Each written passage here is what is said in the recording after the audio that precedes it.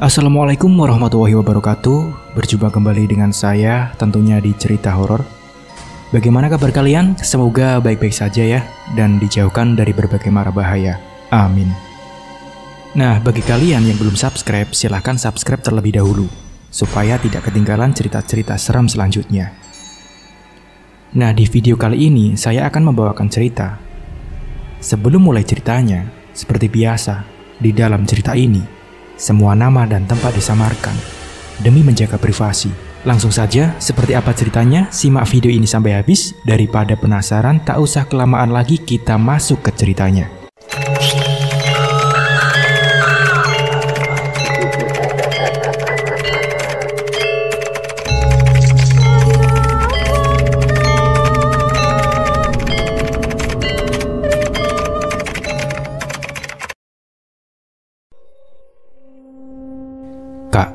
Ibu pergi belanja dulu. Tolong kakak jaga adik-adik ya. Perintah ibu sebelum menstarter motor metiknya. Ibu menatapku dengan lembut. Senyumnya tersungging manis untukku. Sebuah lambaian diberikan ibu sebelum ia benar-benar hilang di telan kegelapan malam. Dia ibuku, wanita parubaya yang berpawakan tinggi, tidak terlalu gendut dengan kulit putih membalut tubuh. Wajahnya masih terlihat cantik dan menarik di usianya yang menginjak 45 tahun. Ibu seorang yang ulet dan bekerja keras, tegas, tetapi sangat mencintai semua anaknya dan suami. Di pertengahan malam seperti ini, ketika waktu menunjukkan pukul 02.00 dini hari, ibu selalu ke pasar untuk membeli sayur, lauk, dan barang-barang untuk warungnya esok pagi. Namun ada yang aneh dari diri ibu hari ini. Ibu nampak murung, tidak seperti biasanya. Sifatnya yang ceria seolah sirna. Entah kenapa wajah ibu tampak lebih bersinar. Aku Widya, anak tertua dari 4 bersaudara. Ibuku seorang ibu rumah tangga, biasa yang membuka warung di depan rumah untuk membantu perekonomian keluarga. Ayahku seorang salesman yang kadang bertugas keluar daerah. Usiaku saat ini 17 tahun. Di usiaku yang remaja ini, di saat teman-temanku yang lain bisa bebas bermain, tetapi tidak dengan diriku. Hari-hariku hanya mengurus adik-adik dan membantu pekerjaan ibu di rumah. Tapi aku tak pernah mengeluh. Ada rasa bahagia ketika bisa meringankan tugas ibu. Ibu tidak pernah marah. Ia selalu tersenyum walaupun dalam keadaan lelah. Itu sebabnya aku dan ketiga adik-adikku selalu kompak untuk bekerja sama agar ibu tak kelelahan. Kami tak ingin ibu sakit, sedangkan ia harus mengurus kami selagi ayah mencari nafkah di daerah lain. Kututup segera pintu begitu ibu sudah tak terlihat. Dalam hati berdoa semoga ibu selamat dimanapun ia berada. Walau di hati terselip rasa khawatir yang amat sangat, namun segera kutepis pikiran itu. Ibu pasti baik-baik saja. Di tengah kegelapan malam, seorang ibu dengan gagah berani memacu motornya membelah kegelapan malam. Ia tak peduli dingin malam menyelimuti perjalanannya. Pandangan matanya fokus ke jalan yang dilaluinya. Ia hanya ingin cepat sampai di pasar, berbelanja dan segera pulang. Ia takut meninggalkan anaknya berlama-lama. Ia takut terjadi hal buruk kepada 4 orang anaknya. Di tengah konsentrasinya mengendarai motor metiknya, tiba-tiba ia dikagetkan dengan seberkas sinar yang tampak dari kaca spion motornya. Sinar itu melesat mengikuti laju motornya. Hati si ibu yang bernama Marni itu mulai tak enak. Sinar itu kian mendekat dan mulai terlihat jelas, yang ternyata sinar dari lampu motor. Motor itu ditunggangi 2 orang lelaki parubaya. 2 lelaki itu tertawa menggoda Marni ketika motor mereka berpapasan. Tampak dengan jelas, 2 lelaki itu mempunyai maksud buruk terhadap Marni. Marni ketakutan menyadari adanya bahaya yang sedang mengintainya. Ia kemudian mempercepat laju kendaraannya untuk menghindari 2 lelaki yang mengincarnya itu.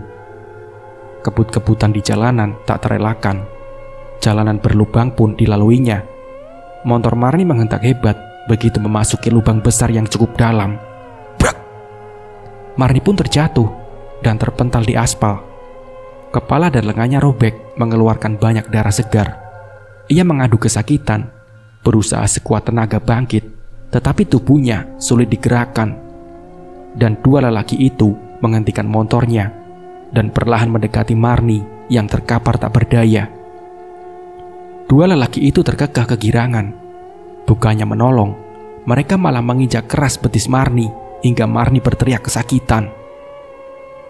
Hahaha, siapa suruh menghindar? Dasar wanita bodoh, sok jual mahal. Hardik lelaki bertubuh gendut, pendek, dan hitam seraya terkekeh menjijikan. Dalam keterangan malam masih terlihat jelas wajah lelaki bejat itu. Wajahnya jelek, berhidung besar, dan pesek dengan jerawat memenuhi muka. Mau apa kalian? Jangan ganggu aku, ucapnya ketus. Tangannya menggenggam kaki dan lengannya yang kesakitan. Mereka kompak terkekeh. Dan detik berikutnya, mereka menyeret Marni masuk ke dalam semak di tepi jalan. Tubuh Marni yang penuh luka dan bersimbah darah tak menyurutkan niat jahat mereka. Walaupun Marni meronta dan mengibah, tetapi mereka tetap menyeret Marni masuk lebih dalam ke semak belukar. Marni menangis meminta belas kasihan, tetapi mereka sudah dikuasai hawa nafsu yang sudah tinggi. Marni berusaha meminta tolong berulang kali, namun nihil. Tak ada satu orang pun yang datang untuk menolongnya. Suasana hening dan sepi. Hanya terdengar deru napas penuh nafsu dari kedua lelaki bejat itu yang bersahut-sahutan. Baju Marni dibuka paksa, terkoyak seperti harga dirinya yang direnggut. Wanita itu berontak sekuat tenaga, tetapi dengan mudah terkalahkan. Kedua lelaki itu dengan bebas menjamah dan menghancurkan mahkota kesucian yang ia jaga hanya untuk suami tercinta. Mereka bergantian menjamah dan menikmati tubuh Marni sesuka hati dengan ganas dan beringas. Peluh berjatuhan di tubuh Marni yang sudah tak memakai selembar benang pun. Marni hanya mampu menangis menyesali diri. Mahkota kebanggaannya hancur lebur. Perih dan sakit hingga mengeluarkan darah kental membasahi selangkangannya. Ia pasrah. Tubuhnya lemah tak berdaya. Dalam hati dan pikirannya hanya ada anak-anak dan suaminya. Ia ingin pulang ke rumah, memeluk erat buah hati tercintanya. Setelah puas menikmati tubuh wanita malang itu, kedua lelaki itu mulai berisik. Mereka kembali menyeret tubuh Marni yang sudah lemah masuk ke dalam semak. Tubuh Marni dilempar begitu saja ke tanah, terhempas dan terhentak di antara rerumputan ilalang dan ranting-ranting tajam. Marni mengadu kesakitan. Tubuh polosnya terluka. Dari balik baju, seorang lelaki kurus dan hitam mengeluarkan sebilah pisau tajam. Benda itu bercahaya di tetap sinar bulan. Marni terkesiap melihat benda tajam yang siap menghujam tubuhnya. Sebelum benda itu menacap tubuhnya, lagi-lagi Marni memohon belas kasihan. Tolong, jangan bunuh aku. Anak-anakku banyak. Mereka masih butuh aku. Marni mengibah disertai air matanya yang jatuh, berderai membasahi wajahnya yang kotor penuh tanah. Kedua lelaki itu saling berpandangan, dan tanpa aba-aba, lelaki kurus itu menghujam pisau itu berkali-kali ke tubuh Marni. Hanya sekali terpekik, dan dalam hitungan detik, tubuh Marni tak bergerak. Tubuh Marni mengeluarkan banyak darah dari luka tusukan di sekujur tubuhnya. Setelah mereka yakin Marni sudah tidak bernyawa, tubuh wanita malang itu mereka biarkan tergeletak di dalam semak. Mereka lalu pergi sembari terkekeh senang. Sunyinya malam menjadi saksi kesadisan dua lelaki yang dengan tega menggagahi dan menyiksa Marni. Ibu beranak 4 yang harus terpaksa pergi untuk selamanya, meninggalkan keempat anak yang sangat dicintainya. Bunyi berisik disertai aroma masakan yang lezat membuatku terbangun dari tidurku. Kukucek mata yang masih sangat mengantuk. Kutoleh jam bekerku. Baru jam 04.00 pagi. Siapa yang memasak sepagi ini? Batinku. Setahuku, ibu tak pernah memasak pagi-pagi seperti ini. Walaupun membuat sarapan, ibu selalu memasak di atas jam 7 pagi. Dan ini terlalu dini. Rasa penasaran membuatku beranjak melangkahkan kaki ke arah dapur. Ternyata memang ibu yang sedang asik memasak. Ku dekati ibu yang nampaknya tak mengetahui kedatanganku. "Sudah pulang, Bu?" Widya tak mendengar motor ibu. Ucapku begitu mendekati ibu. Ibu hanya terdiam membisu. Aku merasa ada yang lain dengan ibu. Ia lalu menatapku lekat, seperti ingin menyiratkan sesuatu. "Ibu, Bu," ulangku menunggu jawaban ibu. Ibu menghentikan acara masak-masaknya. Ia lalu menggandeng tanganku dan mengajakku duduk bersamanya di kursi. Ia memandangku lekat. Ku tatap wajahnya yang putih pucat. "Wid, Ibu ada permintaan untukmu. Bisakah Ibu mempercayainya?" tanya ibu dengan mimik yang berubah serius. "Ada apa, Bu?" "Ibu tak seperti biasa. Ibu tak kenapa-napa kan?" Aku balik bertanya. Terselip rasa khawatir di hatiku melihat perubahan sikap ibu yang mendadak menjadi pendiam. "Tidak, Ibu baik-baik saja, Nak. Tapi Ibu minta kamu tidak banyak bertanya tentang Ibu. Ibu kemana? Ibu sedang apa? Yang penting kamu jaga baik-baik adikmu. Jika pagi menjelang, urus adik-adik dan warung. Kamu berhenti sekolah dulu sebelum urusan Ibu keluar. Jangan berani-berani masuk ke kamar Ibu kecuali malam. Mengerti, Nak?" Titah ibu. Tapi kenapa, Bu?" kataku lagi. "Sudah Ibu bilang, jangan banyak bertanya. Lakukan perintah Ibu. Itu saja," bentak ibu. Nyaliku berubah ciut. Ibu tak pernah membentak atau marah kepadaku. Ini untuk pertama kalinya ibu berbicara keras seperti itu.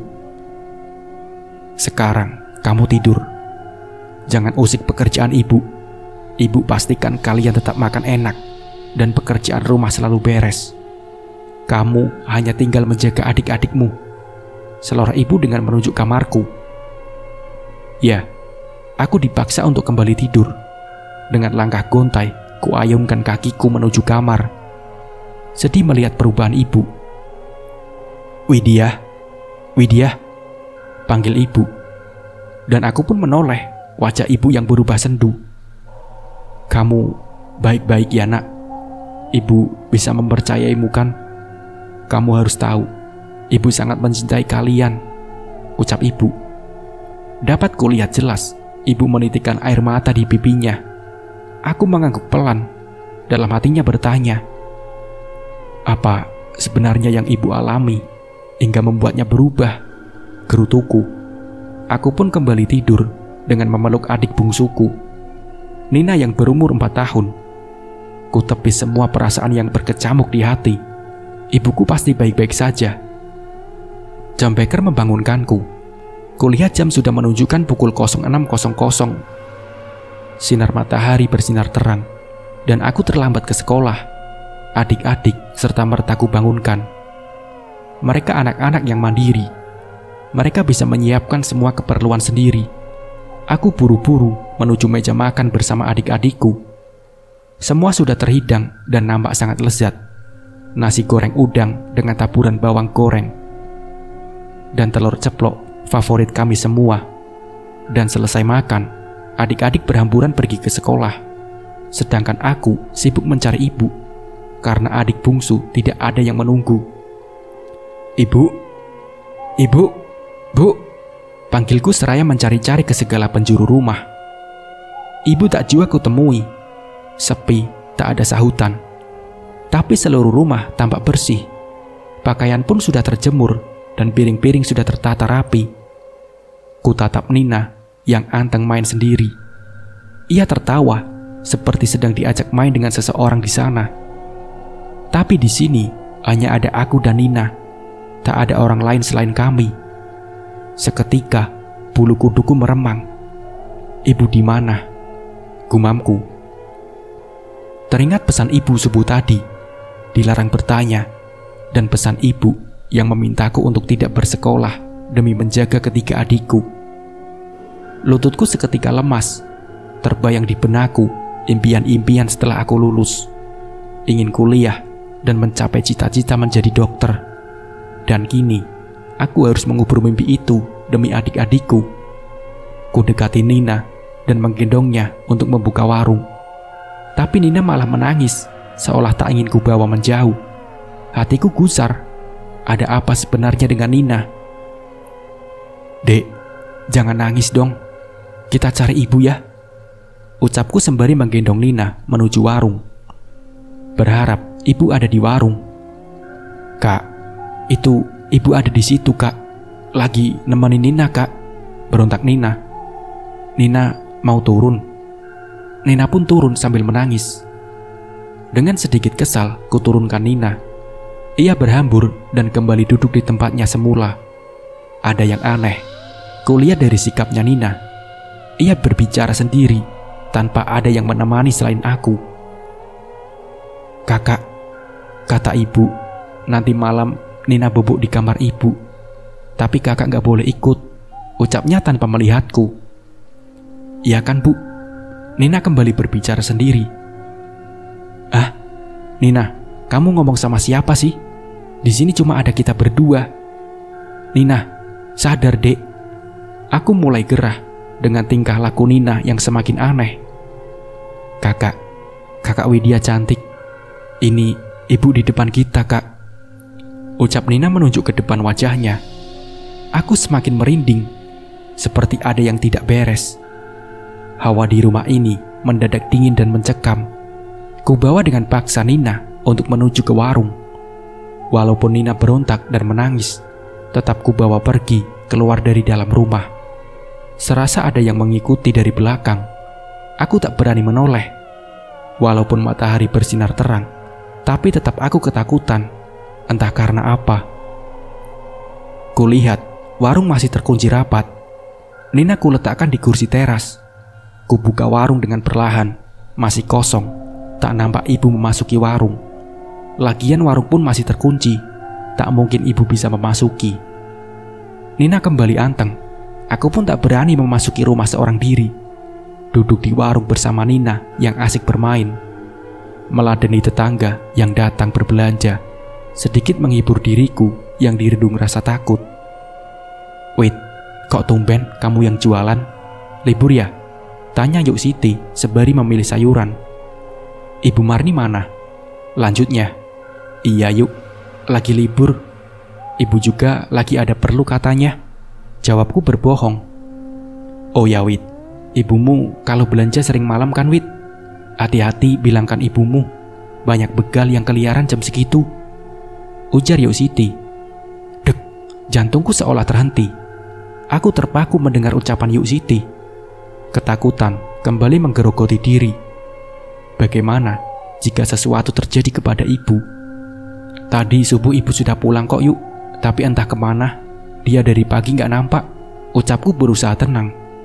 Sedangkan dadaku rasanya bergemuruh. "Iya, alhamdulillah kalau begitu." "Ya Yuk, cuma sekedar ngingetin Duk," senyum Yuk Siti sebelum ia pamit pergi. Ku renungi ucapan Yuk Siti. Rasa khawatir kembali menyergap di hati. Ibu di mana?" batinku lirih. Brak! Aku terkesiap begitu mendengar bunyi pintu yang seperti didobrak. Lamunanku buyar. Aku seketika ingat Nina yang sejak tadi kutinggalkan bermain sendiri di teras. Segera bangkit dan mencari Nina. Nina, di mana kamu, Dek?" Aku seketika lemas mendapati adikku Nina yang tak ada di teras. Nina, berulang kali kupanggil namanya, namun tak juga ada sautan dari bibir kecilnya. Ku cari Nina ke segala penjuru rumah, dapur, kamar mandi, kamarku dan kamar adik-adikku yang lain. Tak ada. Nina tak kutemukan. Sembari menangis terisak, ku cari Nina tiada henti. Tapi Nina seolah lenyap di telan bumi. Aku merasa bodoh. Mengapa bisa kutinggalkan Nina sendiri? Kini tibalah aku di satu-satunya tempat yang belum kuperiksa, kamar ibu. Tapi teringat ucapan ibu tadi subuh. Dilarang masuk kamar ibu ketika pagi, siang, dan sore. Malam-malam baru boleh. Nyaliku mulai ciut. Dengan gemetar, kubuka pintu ibu. Jantungku berdebar kencang. Kubuka pintu, lalu kupanggil adikku. "Nina, Nina!" Ketakutan kembali menyergap diriku. Kamar ibu nampak sangat gelap. Tak ada sinar sedikit pun. Ku coba menghidupkan lampu, namun nihil, lampu tak juga hidup. Bulu kuduku merinding begitu memasuki kamar ibu yang gelap gulita. "Nina," kulihat samar-samar sesosok tubuh sedang berbaring di ranjang ibu. Ku dekati perlahan dengan kaki yang gemetar hebat. "Nina, Nina." Ku sentuh tubuh itu perlahan. Sosok itu menggeliat. Ia menoleh dengan perlahan. "Kakak, Nina, sedang apa kau di sini, Dek?" Ucapku seraya memeluk Nina erat. Aku menangis kencang. "Pergi, pergi." Ku dengar suara lirih menyuruhku pergi dari kamar ibu. Dengan tangan gemetar, ku gendong Nina yang masih memelukku. Mataku seketika membesar begitu melihat bayangan hitam melesat di depan mataku. Dengan secepat kilat, ku bawa Nina pergi keluar dari kamar ibu. Brak! Pintu tertutup sendiri. Ketika aku dan Nina berhasil keluar dari kamar ibu, jantungku deg-degduk tak menentu. Keringat dingin mengucur. Seumur hidup baru kutemui sosok mengerikan seperti itu. Dan itu di kamar ibu. Apakah itu ibu? Tapi kenapa begitu menyeramkan sosok ibu? Kakak kenapa, Kak?" Suara Nina membuyarkan lamunanku. Aku terduduk menatap mata Nina. Kuhela napas dalam-dalam. Ku lepas dengan perlahan. Adek kenapa bobok di kamar ibu?" Tanyaku hati-hati. "Adek kan bobok sama ibu, Kak. Kakak yang kenapa bangunin adek?" Nina balik bertanya. "Adek, ibu gak ada di rumah, Dek. Lain kali kalau mau kemana-mana ajak kakak," ucapku. "Itu ada ibu, Kak. Nina gak bohong. Kalau kakak gak percaya, masuk deh ke kamar ibu." Nina cemberut melihatku. Rasa penasaran menelusup relung hatiku. Dengan tangan gemetar kembali kubuka pintu. Terkunci. Kamar ibu tiba-tiba terkunci. Kubalikan badan dan mengajak Nina pergi meninggalkan kamar itu. Kembali ke warung dan menunggu pembeli seperti perintah ibu.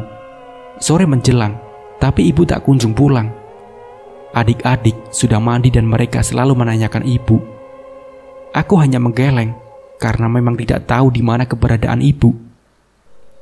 Azan maghrib berkumandang, menandakan hari masuk waktu malam. Selesai sholat berjamaah, kami menunggu di depan TV. Ayah tadi menelpon memberi kabar jika ia akan pulang. Dengan sabar, kami menunggu ayah dan juga ibu yang belum pulang. Terdengar suara orang sedang memasak. Aroma masakan dan suara perabotan di dapur terdengar nyaring di telinga. Kami semua berhadapan dan saling memandang. Perut memang keroncongan karena sedari sore belum makan. Lauk dan sayur yang dimasak ibu sudah ludes untuk makan siang. Ibu memang terbiasa memasak 2 kali. Sisa sayur dan lauk jualan yang tidak laku dimasak ibu sore hari. Ibu, ucap kami berbarengan. Bahagia rasanya mendengar ada aktivitas ibu di dapur. Rindu sekali rasanya, padahal baru sehari tidak melihat ibu. Kami berlarian berhamburan ke dapur, berlomba untuk melihat ibu. Rasa haru dan bahagia di mata adik-adikku melihat ibu yang sedang memasak di dapur. Ibu kemana aja? Dari tadi kami tidak lihat ibu, celoteh Dinda, adik perempuanku yang nomor 3. Ia berusia 10 tahun. Dinda mengelendot manja di pinggang ibu. Ibu menoleh Dinda, tapi ia tetap meneruskan memasak. "Ibu, ada urusan sayang. Maaf ya, makan kalian terlambat," ucap ibu lirih. "Widya, kamu tadi masuk kamar ibu ya? Kan sudah ibu bilang jangan masuk kamar ibu jika hari masih terang." Ibu menatapku marah. Maaf bu, tadi Widya mencari Nina. Nina masuk ke kamar bu. jawabku dengan menundukkan kepala. Kamu gak usah takut. Adikmu baik-baik saja. Ibu pastikan itu. Makanya kamu kalau jaga adik yang bener, cerocos ibu. Sudah, sekarang ayo makan anak-anak. Kalian pasti lapar, perintah ibu. Kami semua langsung duduk di meja makan, menatap masakan ibu yang nampak sangat lezat. Ayam goreng crispy dengan taburan saus tomat dan sedikit cabai merah, sayur capcay, serta nasi hangat. Dengan lahap, kami semua makan bersama. Tapi, ibu tak ikut makan. Ia berjalan ke ruang tamu, duduk diam, menonton tanpa ekspresi. Wajah ibu nampak pucat. Setiap dekat ibu, wangi melati selalu menemani, membuatku terkadang merinding. Selesai makan, aku beserta ketiga adikku duduk menemani ibu sembari menunggu ayah pulang. Ibu jarang berbicara. Ia banyak terdiam. Sungguh sangat berbeda dengan ibu yang biasa. Assalamualaikum. Ayah pulang. Suara ayah terdengar dari balik pintu. Alhamdulillah, ayah pulang, ucap kami berbarengan begitu mendengar suara ayah. Waalaikumsalam, ayah, seru kami dengan berhamburan memeluk ayah. Anak-anak, ibu di mana? Tanya ayah, masih tegak di luar rumah. Ibu di sini, ayah. Dengan tersenyum, ibu menatap ayah dari balik pintu. Ayah mendekati ibu. Ia lalu mengecup kening ibu. Hal yang biasa ayah lakukan setiap berjumpa dengan ibu. Ayah memang suami yang baik dan ayah yang sangat sayang dengan keluarga. Jam menunjukkan pukul 24.00 malam. Semua sudah tertidur lelap. Begitupun ayah dan ibu. Dengan malas, kulangkahkan kaki menuju kamar mandi. Kubuka pintu kamar, kenapa gelap di seluruh ruangan? Tidak seperti ini. Apakah mati lampu? Tapi kamarku lampunya hidup. Sungguh aneh, batinku. Walaupun sedikit takut, kupaksakan diri menuju ke kamar mandi. Tapi langkahku terhenti begitu dekat dengan kamar ibu. Mataku terpana melihat sosok bergaun putih, berkelebat cepat masuk ke kamar ibu. Sosok itu berambut panjang, tergerai dengan noda darah di gaunnya. Aku terpaku, terdiam. Kakiku terasa kaku. Aku begitu ketakutan. Tak terasa, celanaku basah. Mataku tiba-tiba buram. Kepalaku rasanya berputar. Brek, aku pun terjatuh. Dan semua nampak menghitam. Widya. Suara ayah terdengar nyaring di telingaku, disertai pukulan lembut di pipiku. Aku terenyak bangun. Badan terasa pegal semua. Kuedarkan pandangan ke segala penjuru. Di mana aku? Widya. Ayah mengulangi panggilannya kepadaku. Ayah menatap heran ke arahku. Iya ya, jawabku terbata. Kenapa kamu tidur di sini? Mana bau pesing lagi? Seru ayah dengan menutup hidungnya. Teringat kejadian mengerikan tadi malam, membuatku bergidik ngeri. Ingin kuungkapkan kepada ayah, tapi takut ayah gak percaya. Ibu mana ya? Tanyaku mengalihkan ucapan ayah. Ibumu sudah pergi sedari subuh. Sepertinya ada perlu, jawab ayah sekenanya dan berlalu pergi menuju dapur. Ayah, panggilku. Apa? Jawab ayah. Ayah menghentikan langkahnya dan menolehku. Apa ada yang aneh terhadap ibu ya? Tanyaku penuh selidik. Gak ada, cuma ibumu sangat wangi dan menjadi pendiam, seloroh ayah. Nah kan, aku yakin sekali ada yang tidak beres dengan ibu. Apa ibu selingkuh? Batinku. Pang! Tiba-tiba terdengar suara piring pecah. Aku dan ayah saling berpandangan. Bukan ayah, ucap ayah cepat. Lantas siapa ya? Tanyaku. Mungkin tikus, jawab ayah cuek. Ya udah, kamu mandi Wid. Kamu dan adik-adikmu mau sekolah kan? Tita ayah. Enggak ya, Widya enggak sekolah lagi. Aku menggeleng pelan. Nah, kenapa? Kamu ada masalah di sekolah? Selidik ayah dengan tatapan marah. Enggak ya, ibu yang menyuruh Widya berhenti sekolah dan menjaga adik-adik serta warung di rumah. Aku membela diri. Memangnya ibumu kemana? Kan selama ini ibu yang menjaga adik-adikmu, Wid. Ucap ayah dengan kesal. Entahlah ya, ibu kalau siang sampai sore nggak kelihatan, malam baru pulang. Widya nggak tahu ibu kemana. Aku menjawab dengan menunduk. Baiklah, nanti malam kita bicarakan. Sekarang ayah mau pergi kerja dulu. Jaga adik-adikmu, Wid. Perintah ayah sambil berlalu. Aku hanya mengangguk pelan, berdiri dengan sakit sekujur tubuh, berjalan menuju kamar mandi. Benar kata ayah, diriku bau pesing. Selesai mandi, kulihat Nina asik bermain di sudut rumah yang masih terbilang kuno itu. Bangunannya seperti bangunan masa penjajahan. Lantainya pun masih memakai keramik kasar yang jika berbaring di atasnya terasa sangat dingin walaupun suasana sedang panas. Rumah ini adalah rumah peninggalan orang tua ibu yang telah tiada. Jadi, bisa dibayangkan betapa tuanya bangunan ini. Tetapi bangunan ini masih sangat terawat. Biasanya, aku tak pernah takut tinggal walaupun sendiri di rumah ini. Namun, berbeda dengan 2 hari belakangan ini, rumah tampak sangat mencekam. Kudekati Nina yang masih asik bermain. Nina seperti hari kemarin, berbicara sendiri.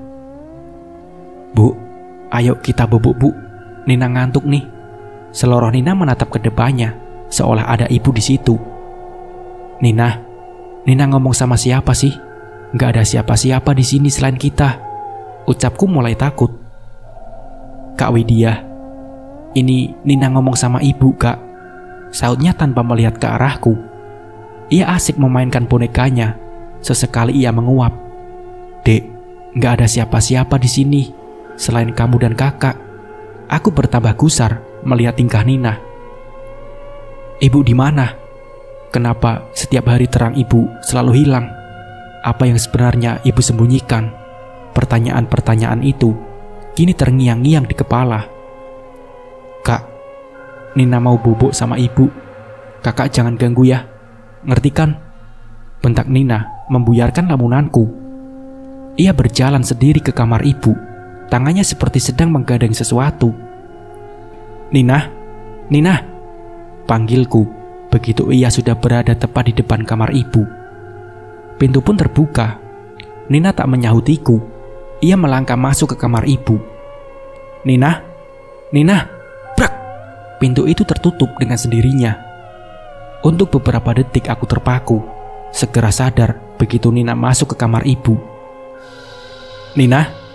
Nina, ku ketuk pintu kamar ibu berkali-kali, tapi tak ada jawaban sedikit pun. Pintu terkunci dari dalam.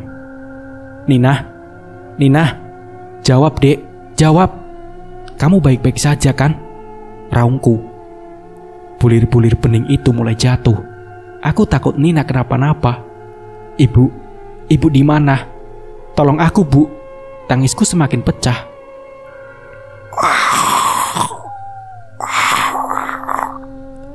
Ku dengar raungan dari kamar ibu. Aku beringsut mundur, berbalik dan berlari menuju kamarku.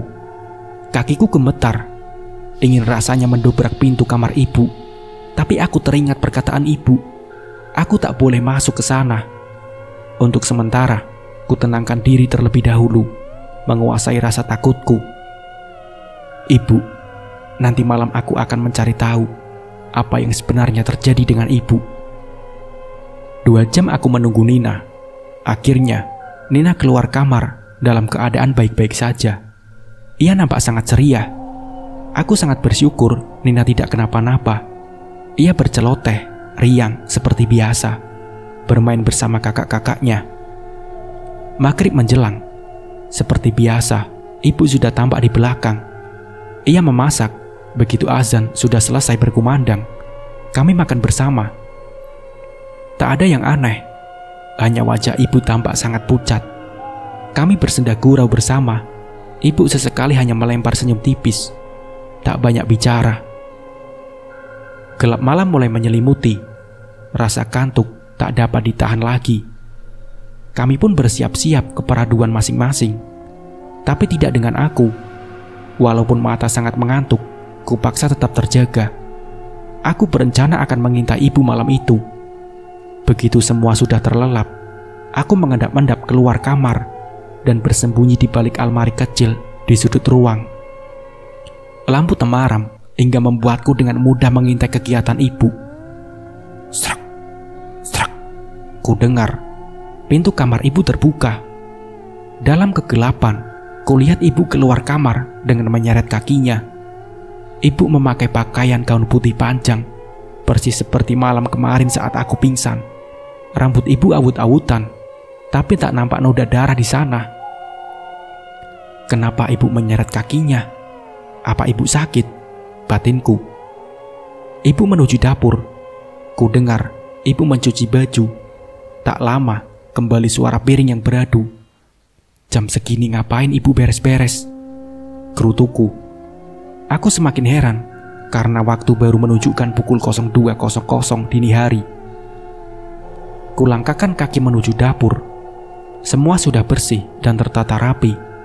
Tapi kemana ibu? Ibu tak nampak sama sekali. Yang tertinggal hanya wangi melati. Di suatu pagi yang cerah, 5 orang bapak-bapak berniat memancing bersama. Mereka memarkir motor di dalam semak di pinggir jalan. Saat itu, udara sedikit mendung, hingga mereka merapatkan jaket karena dingin yang cukup menyiksa. Mereka dengan semangat masuk ke dalam semak, karena sungai yang mereka tuju berada cukup jauh, dan itu harus melewati semak belukar di sepanjang perjalanan. Setelah berjalan kurang lebih 10 menit, indera penciuman mereka dikejutkan dengan bau bangkai yang amat sangat. Awalnya mereka mengira itu adalah bau tikus yang kebetulan sudah menjadi buntang. Namun setelah itu terbantahkan ketika salah satu dari bapak-bapak yang bernama Kosim itu melihat baju wanita yang sudah terkoyak-koyak tak jauh dari mereka. Mereka pun saling berpandangan, merasa ada yang tidak beres. "Sim, apaan itu Sim?" tanya Tejo dengan menunjuk lembaran baju yang terkoyak di antara rerumputan. "Itu kayaknya baju perempuan. Ayo kita tengok," ajak Kosim. Teman-temannya yang lain mengangguk serentak. Perlahan tapi pasti, bapak-bapak itu melangkah menuju baju yang letaknya tak jauh dari tempat mereka berdiri. Serak, serak, serak. Kaki-kaki mereka menginjak ranting dan rerumputan sekitar. Golok mereka arahkan ke sana ke sini untuk menebas rumput ilalang yang menutupi penglihatannya. Kosim mengangkat baju itu dengan sebuah ranting. Matanya memperhatikan dengan seksama. "Jo, ada darahnya Jo," pekiknya. "Waduh, yang punya kemana?" sahut Tejo. "Tejo, Kosim, ada celana juga di sini," sahut Diman seraya melambai-lambai. Iya, tapi pada nyium bau bangkai gak sih kalian?" ucap Kosim dengan menutup hidung. "Iya, baunya nyengat banget nih." Mereka serentak menjawab. Mata mereka mencari-cari ke sekitar. Golok Kosim melayang ke sana ke sini, membuka jalan yang tertutup ilalang tinggi. Matanya tiba-tiba membesar. Tak sengaja, kakinya tersandung sesuatu. Buk! Kosim pun terjatuh. "Ya, tolong aku," teriaknya kuat. Matanya membulat sempurna melihat apa yang disandungnya. Serta-merta ia menutup hidung karena bau menyengat yang masuk indera penciumannya. Bapak-bapak saling berpandangan. Mereka lalu berhamburan menyusul Kosim. "Astagfirullahaladzim," ucap mereka berbarengan. Nampaklah di mata mereka sesosok perempuan yang tidak memakai selembar benang pun dalam keadaan terbujur kaku. Badan sudah membiru dan dikerubuti belatung. Tubuhnya sudah tidak utuh. Sebagian telah mengelupas dan hampir terlihat tulang.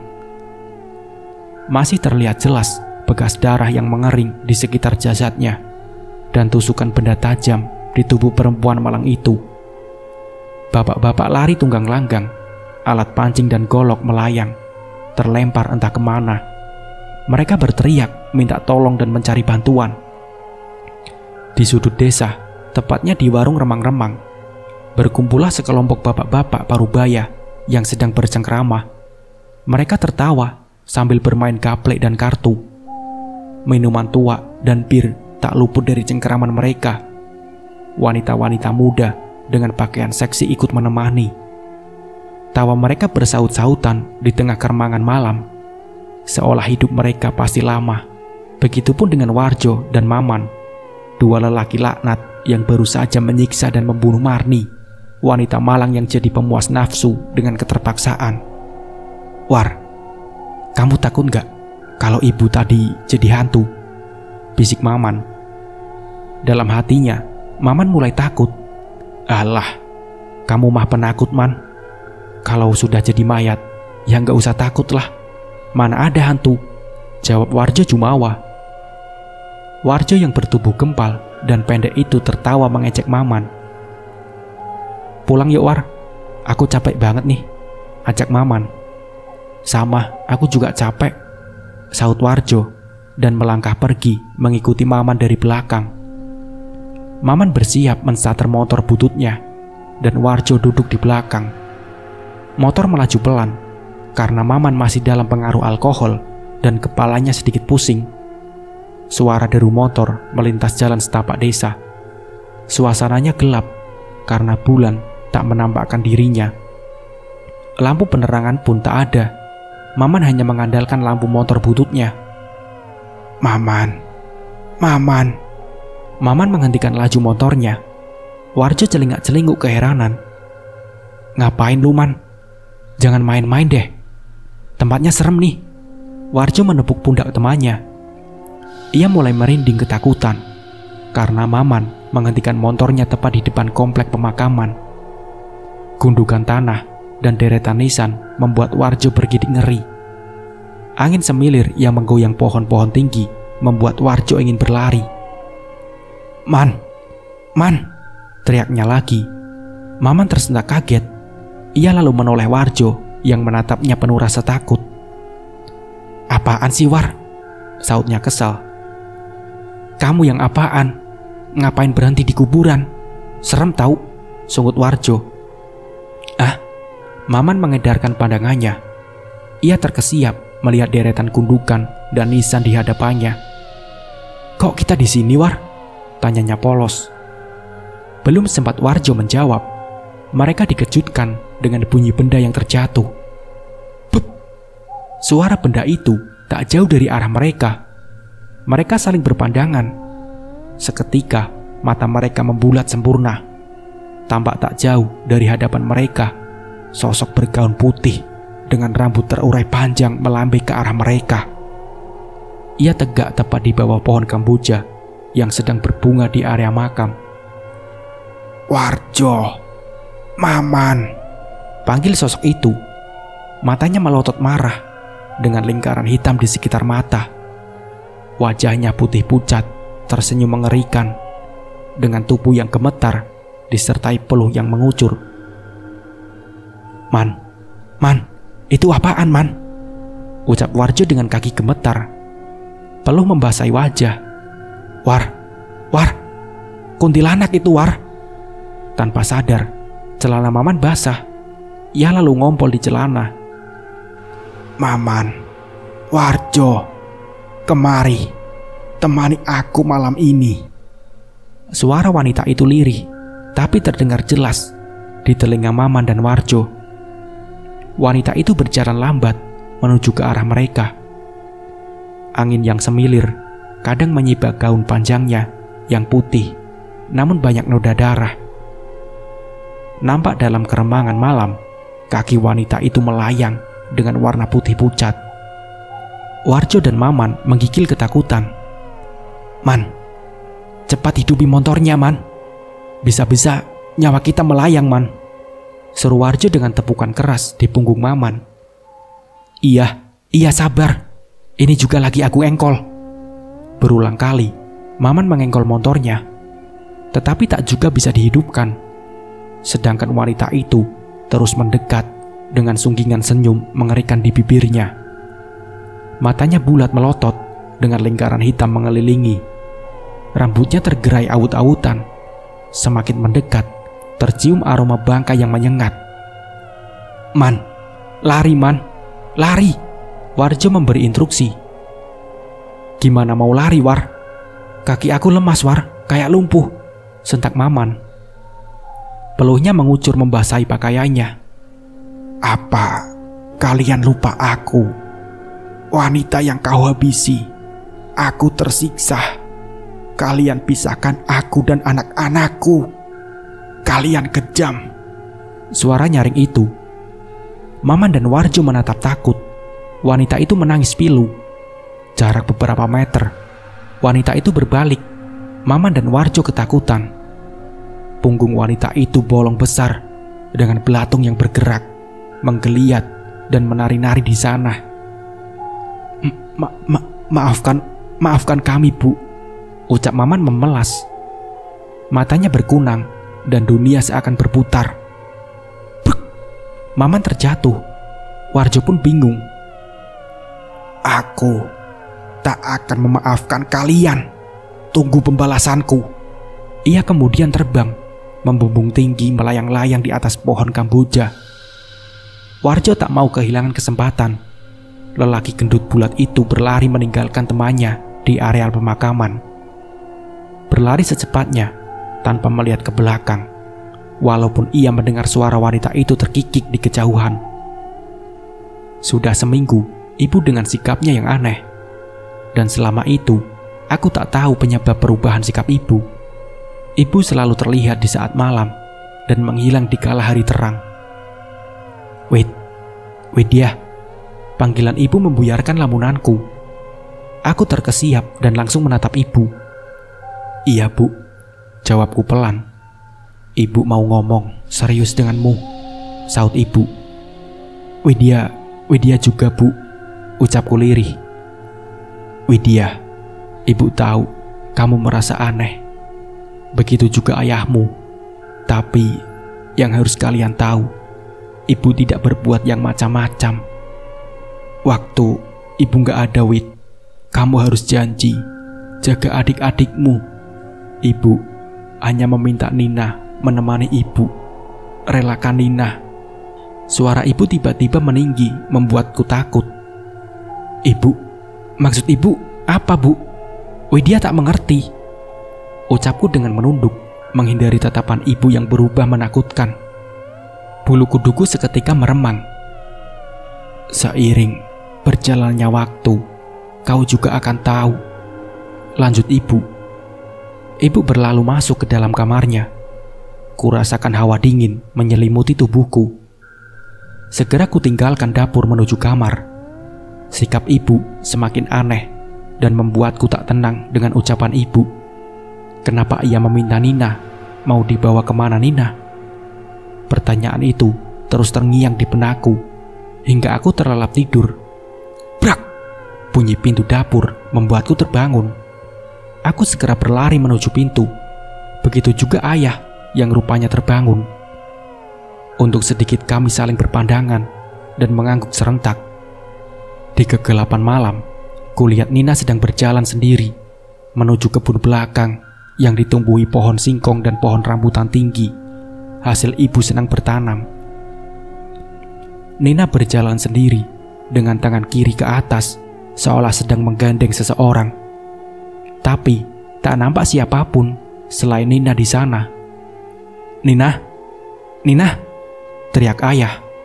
Aku terus berlari mengikuti Nina tanpa alas kaki.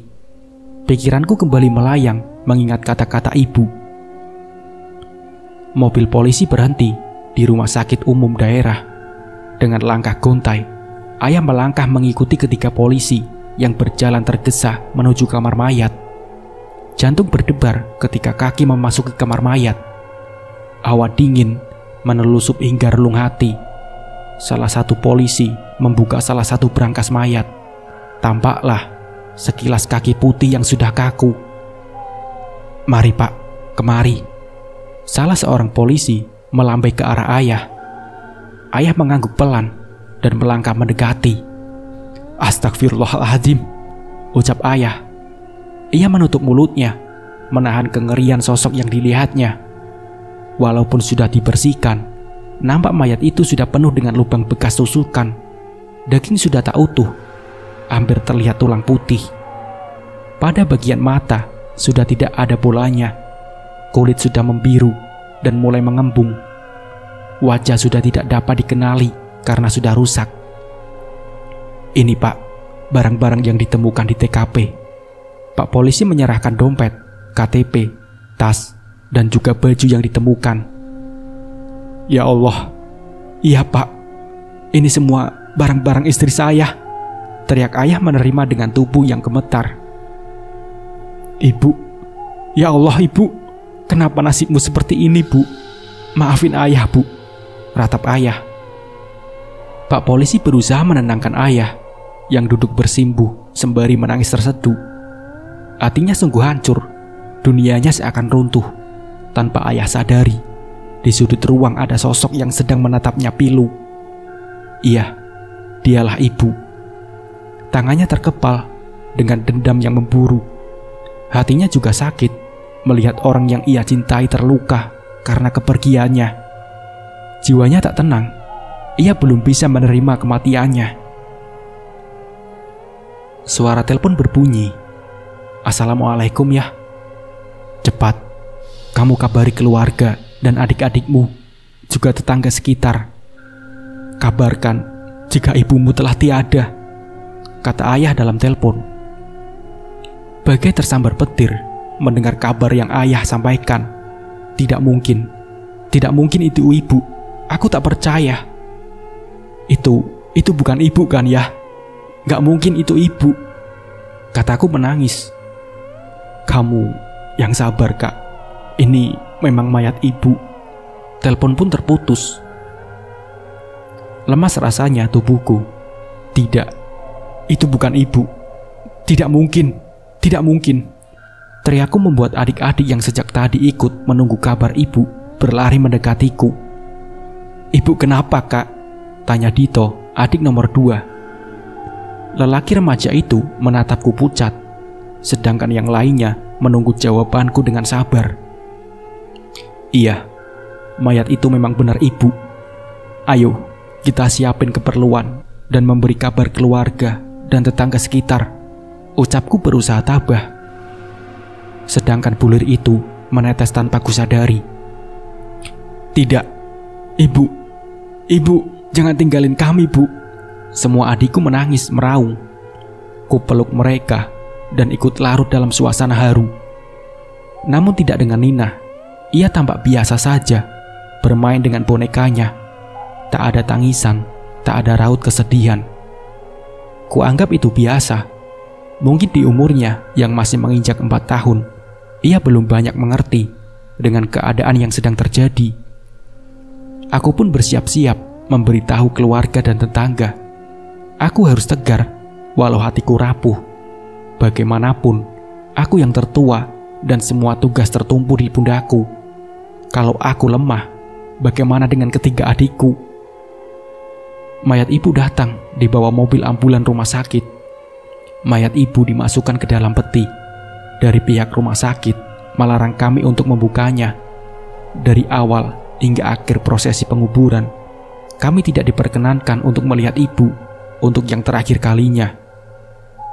Derai air mata dan raungan menemani prosesi penguburan ibu. Suasananya mendung dan langit gelap menambah kesedihan. Rasanya dunia kami hancur. Tragedi hari ini seakan mimpi. Ibu tak mungkin tega meninggalkan kami sendiri. Malam ini tahlilan pertama untuk ibu.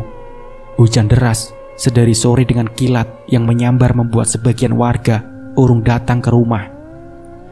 Hanya beberapa orang yang datang. Suaranya rumah tak begitu ramai. Sekitar 30-an orang dengan keluarga. Warga kusuk memberikan doa untuk ibu. Namun, semua tak berlangsung lama. Ketika indera penciuman kami menangkap aroma harum makanan dan perabotan dapur yang berbenturan seperti orang yang sedang memasak.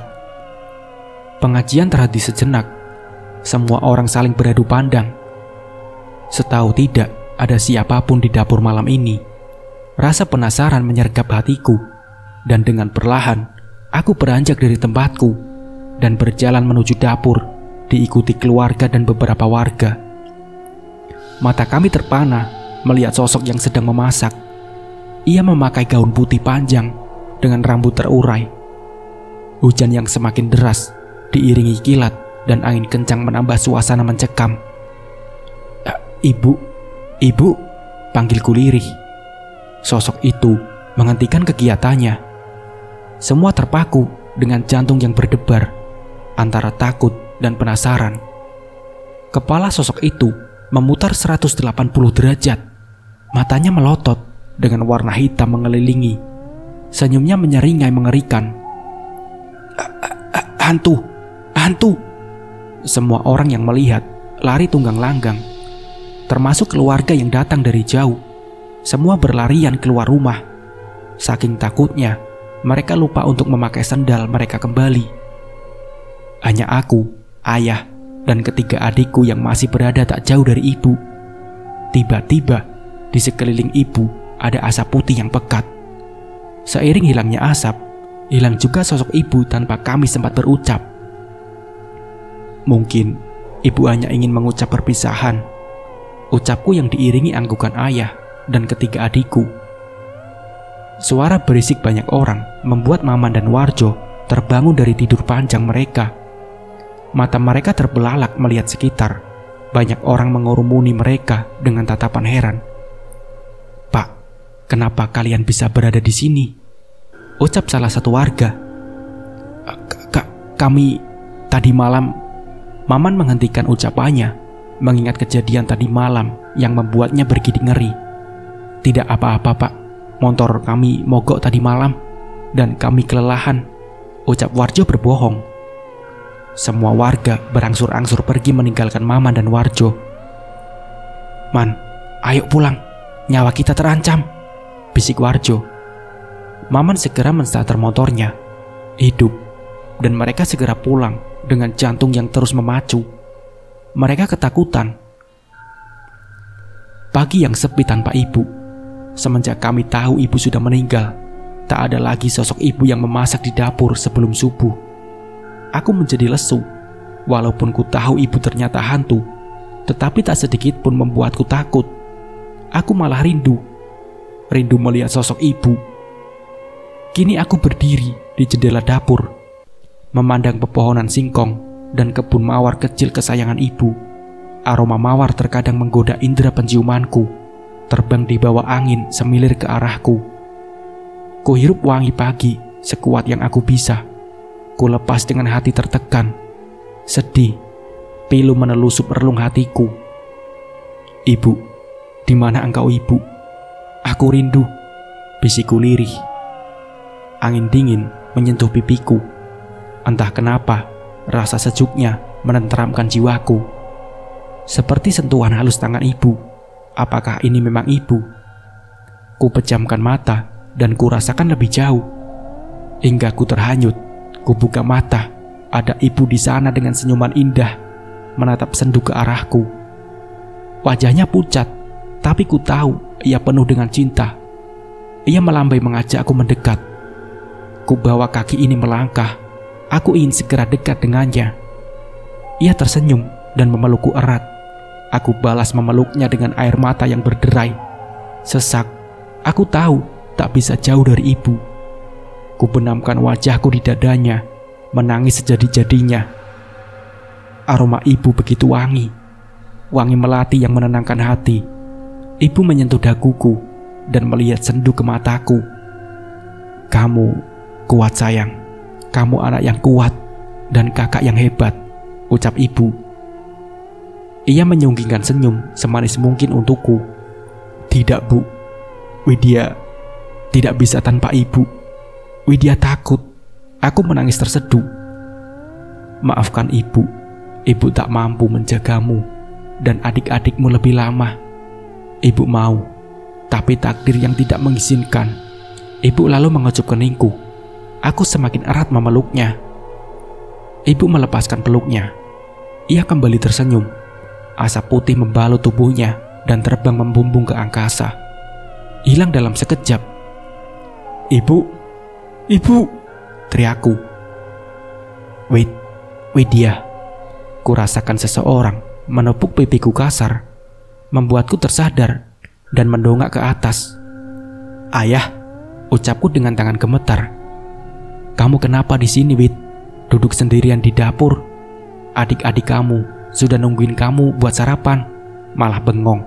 Seloroh ayah menatapku tajam. Tadi ada ibu ya," jawabku pelan. Ayah terdiam sejenak. "Sudah, jangan bicara tentang ibu terus. Kasihan adik-adikmu, Wit." Ayah membalikkan badan dan melangkah meninggalkan aku yang masih terpaku. Tahlilan hari kedua, tak ada seorang pun datang ke rumah. Sepertinya semua orang masih trauma dengan kejadian kemarin malam. Iya, sangat wajar, karena sosok ibu memang sangat mengerikan malam itu. Hanya ayah, aku, Dito, Dinda dan Nina di ruang tamu duduk melingkar sembari membaca doa untuk ketenangan arwah ibu. Lantunan doa terdengar sangat merdu keluar dari bibir ayah yang bergemetar, mungkin menahan sedih yang mendalam. Serentak kami menghentikan pengajian dan menatap piano yang berada di sudut ruang keluarga. Dentingan suara piano ditemani dengan suara ibu yang sangat merdu dengan membuat bulu kuduk seketika berdiri. Suara ibu, iya, itu suara ibu. Ruang keluarga yang sedikit temaram disinari lampu, ruang sudut yang hanya 5 watt menyinari wajah ibu yang pucat. Lantunan suara merdu yang mendayu membuat kami terhipnotis antara takut dan bahagia. Nina beranjak dari duduknya, namun ayah segera menggapai tangannya. Nina berontak. Ayah tetap menggeleng dan menahan langkahnya hingga Nina menangis terisak. Ibu menghentikan lagunya. Ia menatap tajam ke arah ayah. Semua menjadi ketakutan dan saling berpelukan. Nina tetap berontak dan berusaha menggapai ibu dari kejauhan. Ibu tegak dan menunjuk ke arah ayah. Matanya melotot mengerikan. "Lepaskan anakku." Suara ibu terdengar sangat nyaring dan memekakan telinga. "Pergi, Mar. Dunia kita berbeda. Jangan ganggu aku dan anak-anak lagi," pekik ayah. Ibu, jangan tinggalkan Nina, Bu," ratap Nina berusaha menggapai tangan ibu. Angin kencang menabrak tubuh ayah hingga ayah terpental membentur dinding. Brak! Ayah mengadu kesakitan. "Ayah!" teriak kami serentak dan berhamburan memeluk ayah, menolong ayah untuk bangun. Tanpa kami sadari, Nina berlari menuju ibu. "Nina, mana Nina?" teriak ayah. Kami saling berpandangan. Nina, lanjutnya. Warjo meringkuk ketakutan di dalam kamar. Istrinya berulang kali mengetuk pintu, tetapi Warjo tak juga menyahut. Hujan petir menyambar disertai angin kencang. Suara ranting yang beradu seperti suara cakaran, kuku-kuku tajam. Bunyi air hujan seperti suara tapakan kaki di atas atap. Warjo menggigil ketakutan. Matanya ia tutup dengan paksa. Plak! Sesuatu jatuh tepat mengenai hidungnya yang megar. Menggeliat membuat hidung Warjo merasakan geli yang teramat sangat. Benda itu bergerak, memaksa Warjo membuka matanya. Dia ambil dan ditatap benda itu dengan seksama. Benda berwarna putih itu menggeliat bergerak tak menentu. "Belatung, dari mana ini?" ucap Warjo lirih. Warjo mendongak ke atas langit-langit kamar. Ia ingin berteriak, namun suaranya seperti tercemar di kerongkongan. Matanya melotot melihat makhluk yang sekilas di atas kepalanya. Makhluk itu tertawa lebar hingga mengoyak pipinya. Darah menetes di sekitar matanya yang bolong. Lidahnya menjulur menjilati kening Warjo. Warjo ingin berlari, tapi tubuhnya kaku, tak dapat bergerak. Dari mulut makhluk itu keluar belatung-belatung sebesar jari bayi menggeliat masuk ke dalam mulut Warjo yang ternganga lebar. Dapat Warjo rasakan, makhluk kecil itu menggerogoti kerongkongan dan menari-nari menggelitik mulutnya. Kelabang besar sejempol orang dewasa keluar dari mata bolongnya, jatuh ke atas kasur dan merayap ke tubuh Warjo dan muka Warjo, masuk ke dalam kulit dan berjalan sesuka hati. Warjo menahan rasa sakit yang teramat, tak mampu bergerak dan membela diri, hanya mampu berpasrah dan menahan perih. Mata Warjo pun terbelalak, napasnya ngos-ngosan memburu. Keringat dingin mengucur sebesar biji jagung menetes di keningnya yang lebar. Jantungnya berdebar kencang. Suara ketukan pintu terdengar. Bang Warjo, kenapa kamu bang? Suara istri Warjo di luar membuat Warjo tersadar dari mimpi buruknya. Ia bergidik ngeri mengingat mimpinya barusan. Dengan gemetar, Warjo melangkah mendekati pintu, membukanya, dan ia tampak sangat pucat melihat wanita di hadapannya. Wajah Marni, wanita malang yang ia bunuh malam itu, tersenyum manis menatap ke arahnya. Matanya yang bulat memancarkan kebencian yang mendalam.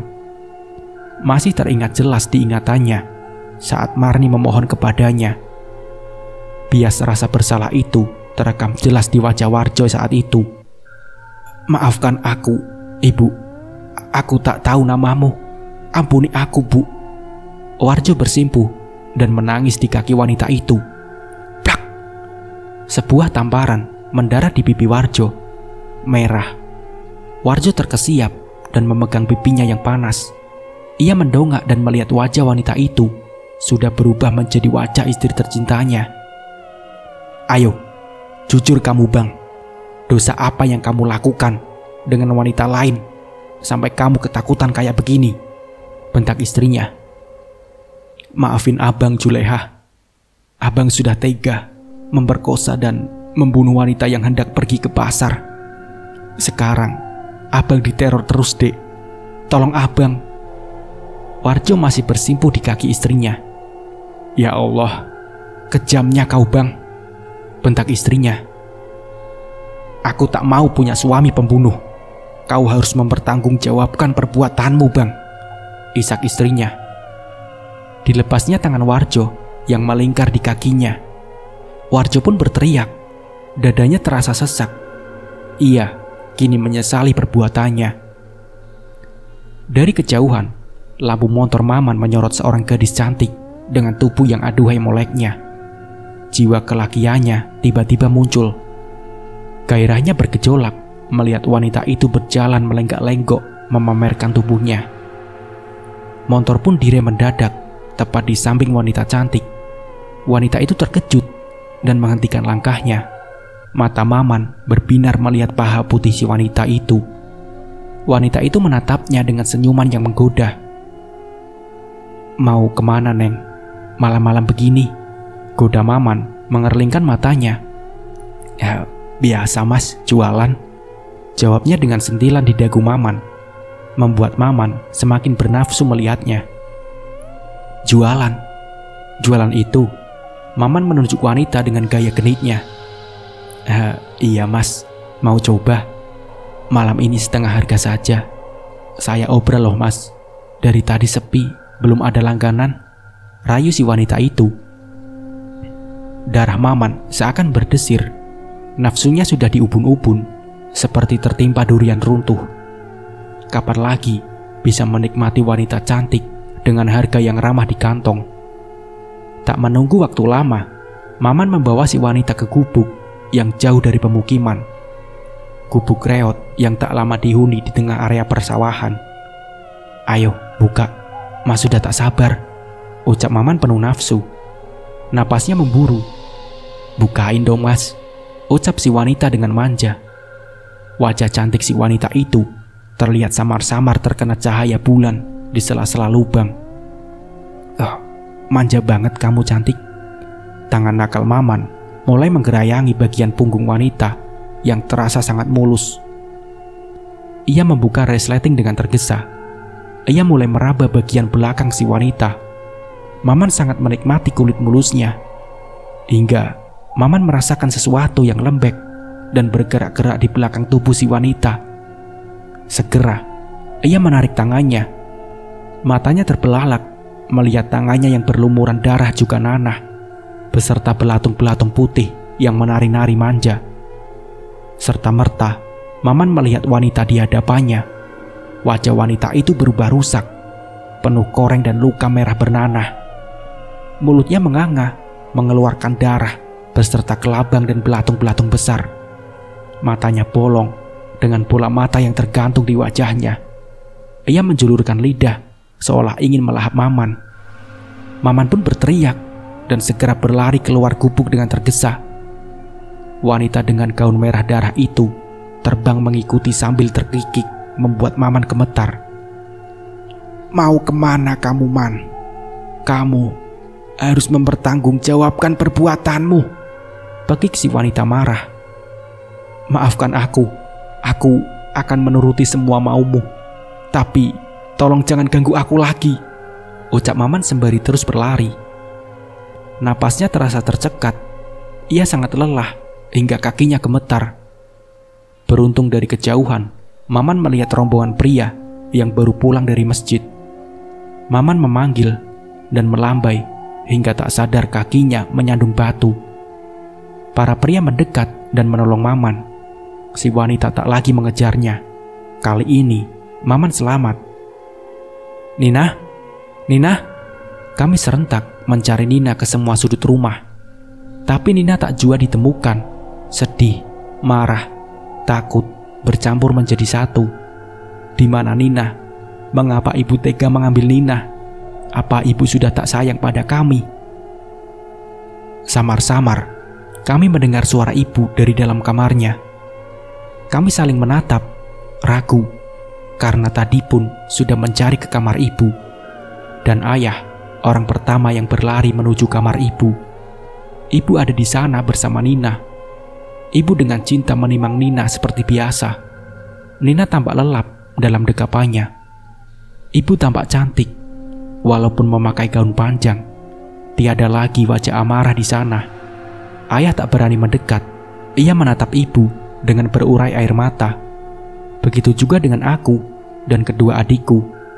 Kami sungguh terharu melihat cinta ibu yang begitu besar untuk Nina. Ibu kemudian meletakkan Nina di atas kasur. Sebuah kecupan lembut mendarat di pipi gembulnya. Ia menoleh dan tersenyum manis menatap kami yang berdiri mematung. Tubuhnya kemudian dibalut asap putih dan terbang membumbung tinggi memasuki ventilasi dan hilang dalam sekejap. Ayah melangkah mendekati Nina. Begitupun kami, anak-anaknya. Di tepi ranjang, kami saling berpelukan, menangis sejadi-jadinya.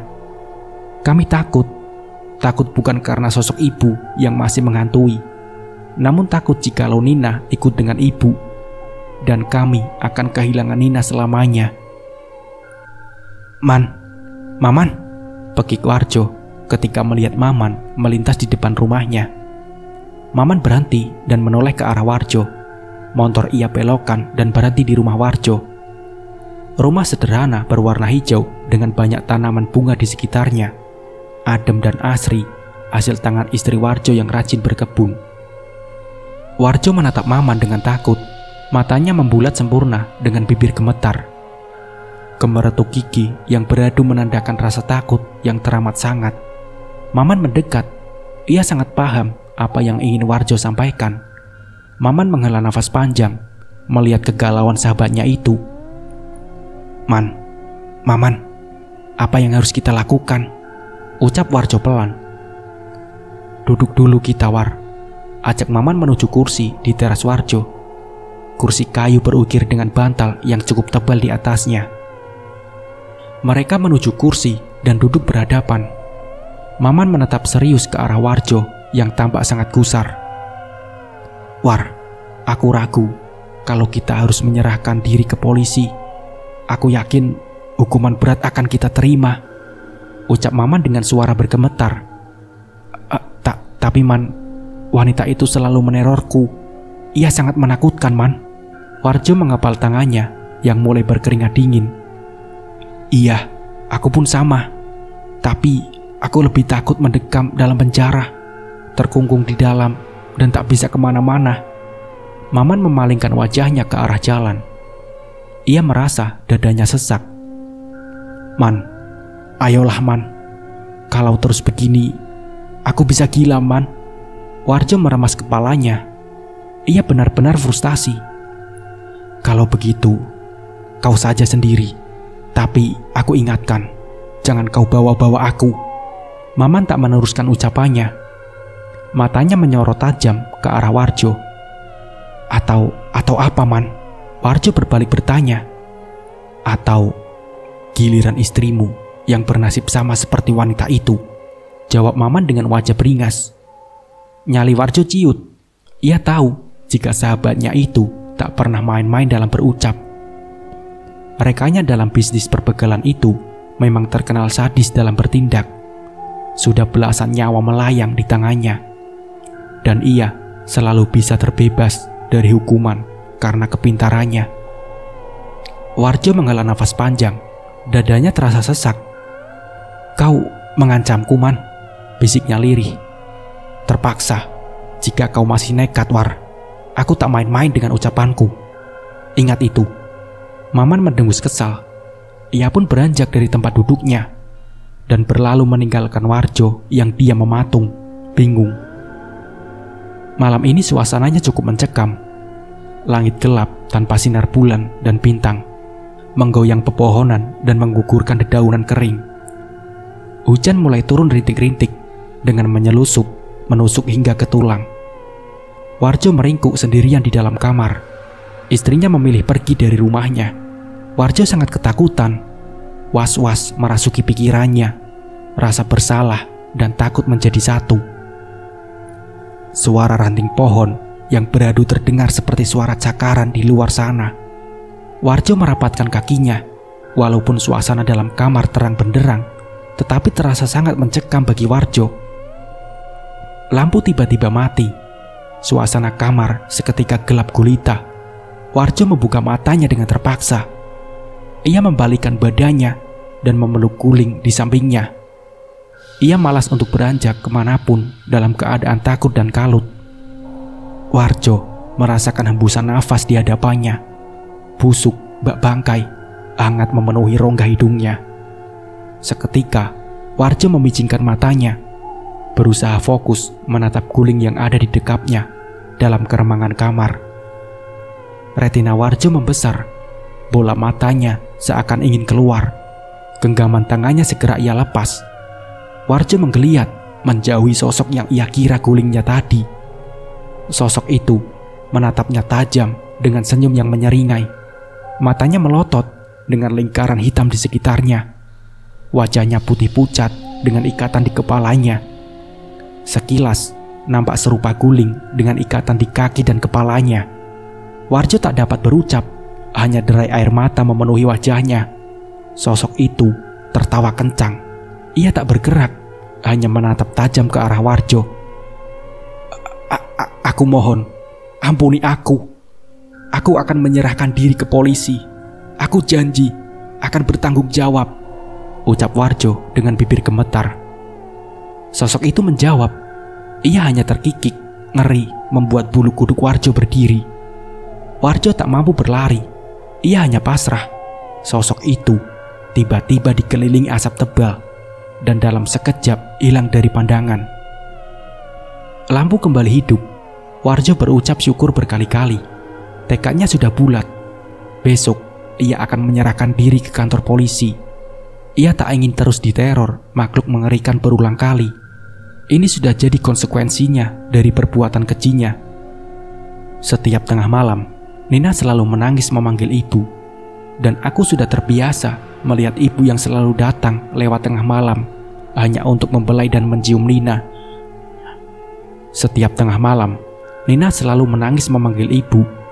Dan aku sudah terbiasa melihat ibu yang selalu datang lewat tengah malam hanya untuk membelai dan mencium Nina hingga Nina tenang. "Ibu, aku tahu ibu bukan lagi manusia seperti dulu. Ia selalu datang memakai gaun panjang dengan rambut terurai. Ibu pun selalu tersenyum jika berpapasan denganku. Ayah pun tahu ibu selalu datang hanya untuk menenangkan Nina. Ibu tak jahat. Ia tak mengganggu kami sedikit pun. Jika lewat tengah malam, ayah selalu pindah ke sofa ruang tamu. Ia tak ingin kehadirannya mengganggu ibu." "Widya, Widya. Ibu melambai ke arahku. Begitu ia melihatku mengintip dari balik pintu. Kulihat ibu sedang menimang Nina sambil sesekali mencium keningnya. Aku mendekat dengan takut. Namun, ibu seperti tahu ketakutanku. Ia tersenyum sangat manis kepadaku. "Ah, ibu, aku kangen padamu. Jangan takut, nak. Ibu tak mungkin menyakitimu," ucap ibu lembut. "Bu, ibu kenapa masih di sini, Bu? Apa ibu tak tenang?" Aku berusaha berani, walau hati rasanya sudah mau pecah karena ketakutan. Ibu menangis, suaranya terdengar lirih. "Iya, ibu masih ada urusan di dunia. Sebentar lagi, urusan ibu selesai. Dan cinta ibu kepada kalian membuat jiwa ibu enggan pulang." Aku merasa sangat terharu. Ibu begitu menyayangi kami, hingga ibu tak bisa pulang ke tempat yang seharusnya. "Pulanglah, Bu. Tempat ibu bukan di sini. Widya janji akan menjaga adik-adik dengan segenap kasih sayang Widya, sama seperti cinta ibu untuk mereka," ucapku sembari menahan haru. Ibu hanya tersenyum. Ia kemudian meletakkan kembali Nina yang sudah tertidur ke atas kasur. "Ibu tahu, sayang. Ibu percaya padamu. Tapi izinkanlah ibu bersama kalian untuk beberapa hari saja. Begitu urusan ibu selesai, ibu akan pergi." Ibu melambai dan kemudian hilang tak berbekas. Kulangkahkan kaki mendekati Nina yang tertidur pulas. Air mataku jatuh mengingat anak berusia 4 tahun itu harus kehilangan kasih sayang ibunya. Kejam, sungguh kejam mereka yang telah menganiaya ibu hingga meninggal. Mereka memisahkan paksa ibu dan anak-anaknya. Mereka dengan bebas berkeliaran di luar sana, sedangkan kami di sini merana karena harus kehilangan ibu yang kami kasihi. Ibu, aku tahu ibu kini tersiksa. Tenanglah ibu, tenangkan hatimu agar damai jiwamu. Ikhlaskan ibu, ikhlaskan. Ini sudah takdirnya.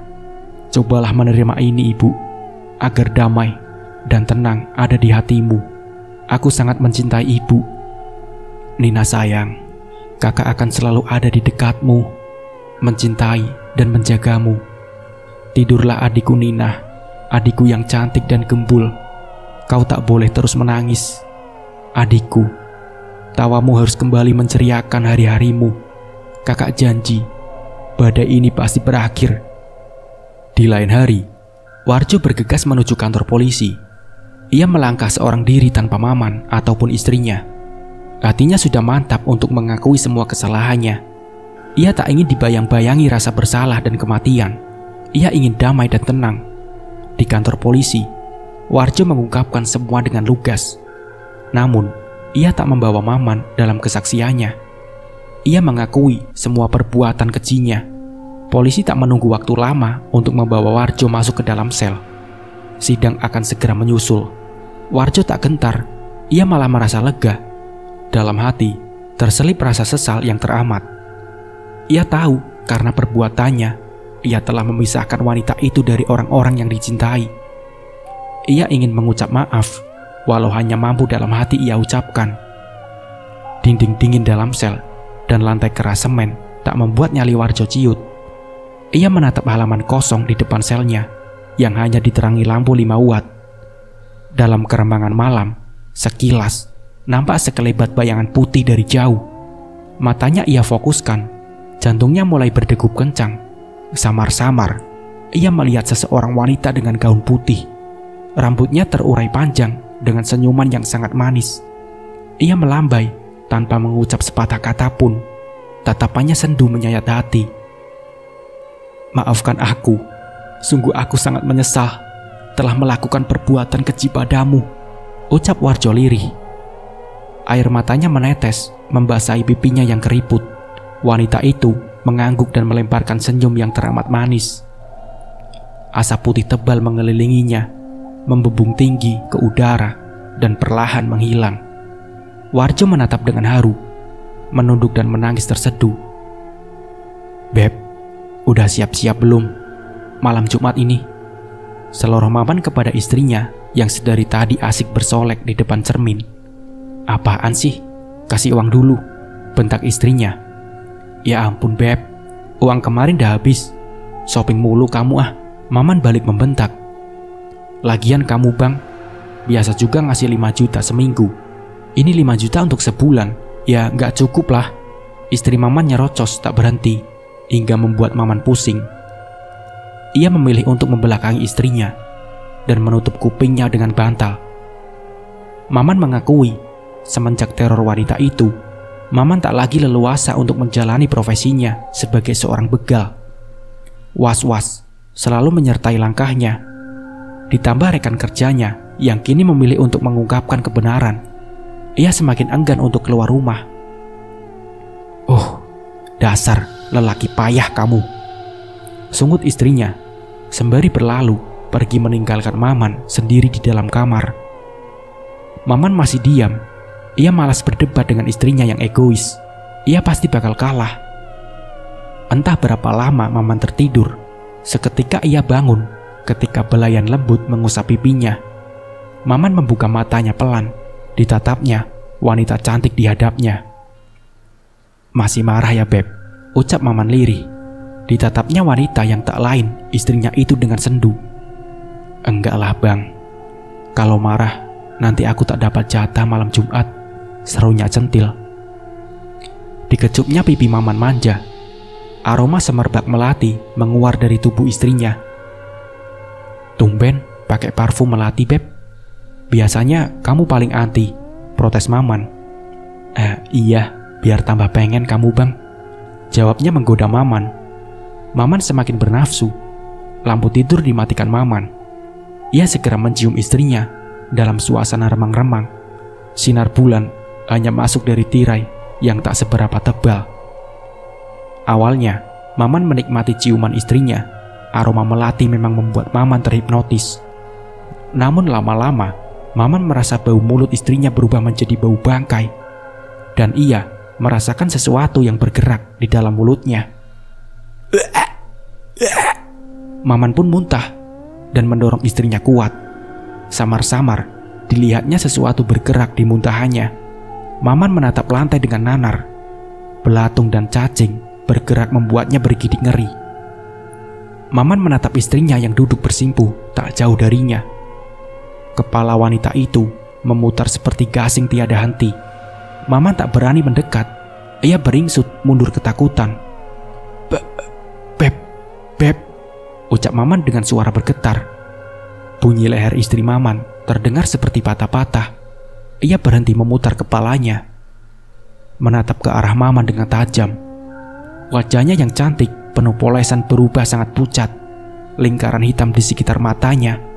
Ia melotot dan membuka mulutnya dengan perlahan. Dari dalam mulutnya keluar lidah yang sangat panjang, menjilati wajah Maman yang ketakutan. Lidah itu berbau anyir, membuat Maman menahan mual. Tubuh Maman bergetar. Lidah itu membelit lehernya dengan kencang. Maman tak dapat bernapas. Ia berusaha sekuat tenaga untuk lepas. Brek! Tubuh Maman melayang dan dilempar membentur tembok. Wanita itu melayang dengan gigikan nyaring memegahkan telinga. Maman muntah darah. Ia tak mampu bergerak karena dadanya terasa sangat sesak. Napasnya tercekat. Wanita itu melayang mendekatinya. Kakinya mengambang dengan rambut yang terurai. "Tamat riwayatmu, Man. Aku sudah memberikan kesempatan, tapi kau menyia-nyiakan," ucap wanita itu. Maman tak mampu berucap. Lidahnya terasa keluh. Ia hanya bisa pasrah ketika wanita itu memuntahkan ratusan binatang melata yang menggerayangi dan masuk ke lubang hidung dan mulut Maman.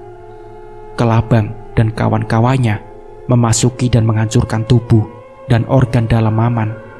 Dalam hitungan detik, Maman tergolek lemas. Tubuhnya penuh luka dan lubang, ulah binatang-binatang kecil yang berbisa. Bang, kok gelap sih?"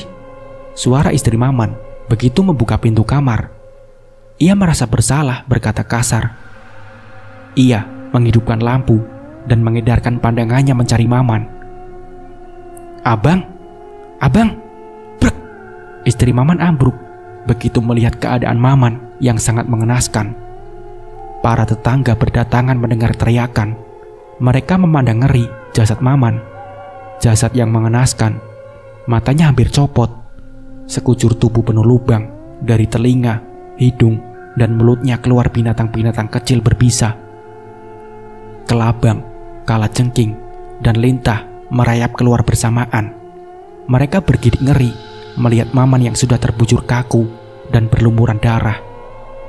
Entah apa dosa Maman sehingga ia bisa mengalami hal yang sangat mengenaskan seperti ini.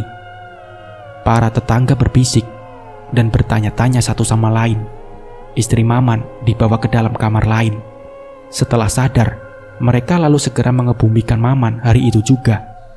Derai air mata istri Maman menemani prosesi pemakaman. Dari kejauhan, sosok tak kasat mata tersenyum penuh arti melihat nasib Maman yang berakhir tragis. Dendamnya telah terbalaskan. Maman merasakan buah dari perbuatan kejinya. Waalaikumsalam. Baik Pak, besok kami akan memenuhi panggilan sidang. Seru ayah serius berbincang di telepon dengan seseorang yang tak kukenal. Gagang telepon diletakkan ayah. Mimik wajahnya berubah mendung. Ia menghela nafas dalam. Sidang apa ya? Dengan hati-hati, bibir ini berucap. Takut ayah menjadi marah. Sidang tentang pembunuhan ibumu, nak. Pembunuhnya sudah menyerahkan diri. Ucap ayah menatapku sendu. Ya Allah ya, Widya harus ikut. Widya ingin tahu siapa yang tega berbuat keji kepada ibu. Teriakku. Derai air mata tak mampu kutampung.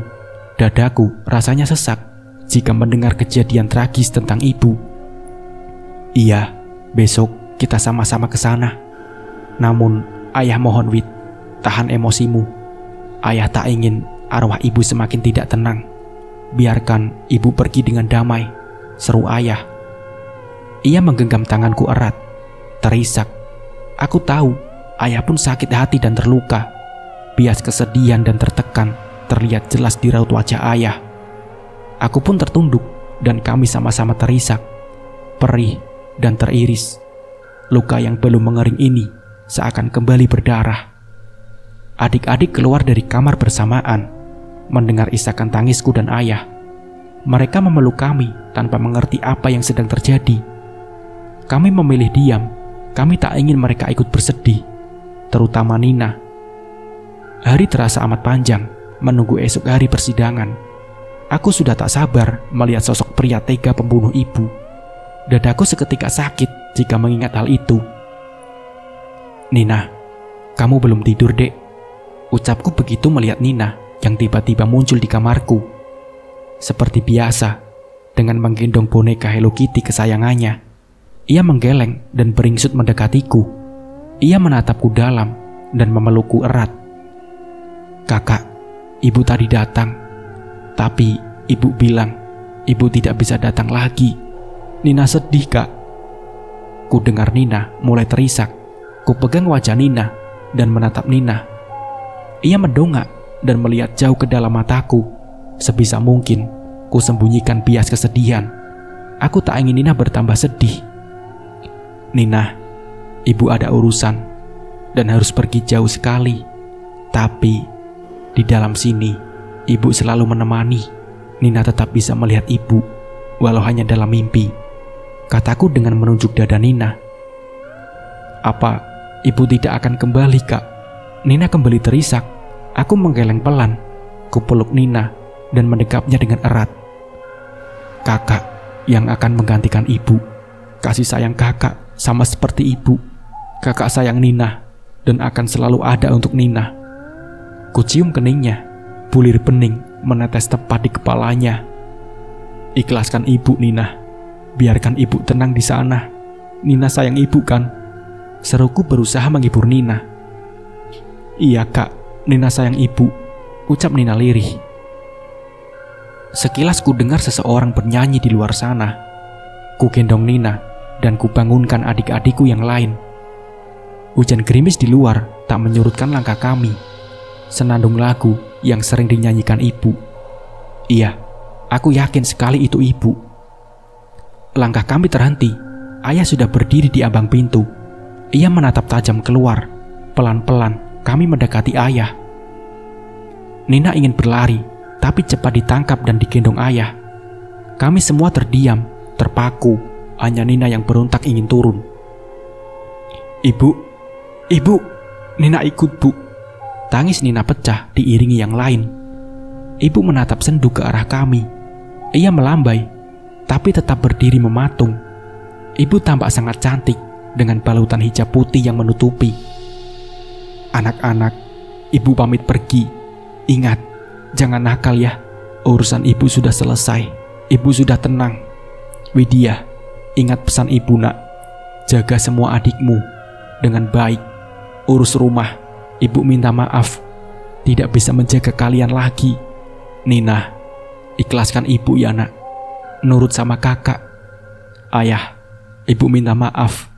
Belum bisa menjadi istri yang terbaik. Tapi yang harus ayah tahu, ibu sangat mencintai ayah.